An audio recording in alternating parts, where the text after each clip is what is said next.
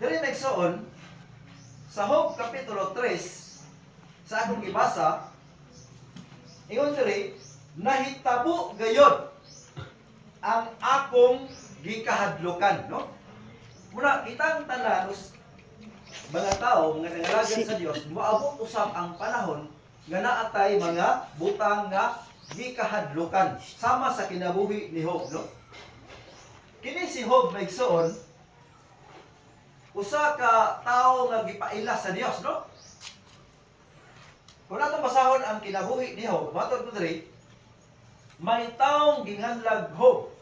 Job 1:1. Dito nagpuyo sa Dios, no? Nagsimba o nagmatinud-anon siya sa Dios.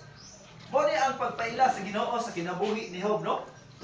Si Job usa ka tawo nga si Satanas, no? Tugutan ko ikaw sa kutob sa imong mahimo sa tanan nga naa kaniya apan ayalon siya patiyak, no? Mao ni ang sulti sa Ginoo. Muna nahitabo sa bersikulo 14, bersikulo 14. Basahon nito unsay nahitabo. Bersikulo 14.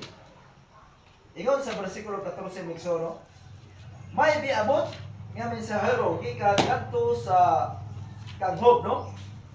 Mingon siya, samtang nagdaro kami, ginamit ang mga igdadarong baka o nagsipsip usab sa dool kanamo ang mga asno, kalit lamang nga miabot ang mga taga-Siba o gipanakop ang mga asno o ang baka o gihurot nila dala, gipangkawat, sumala pa sa Biblia, no?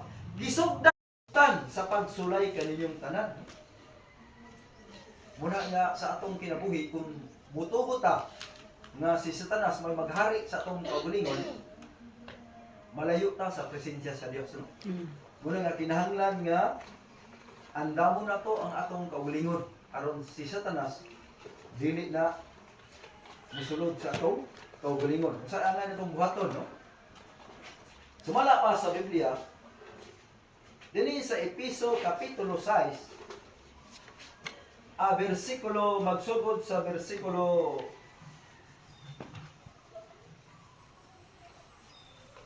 14. Busa pangandam kamo o gamita ang kamatuoran ingon nga bakos o ang pagkamatarong ingon nga salipod sa inyong dughan. Ang kadasig sa pagsangyaw sa inyong balita sa pagdait ingon nga inyong sapatos.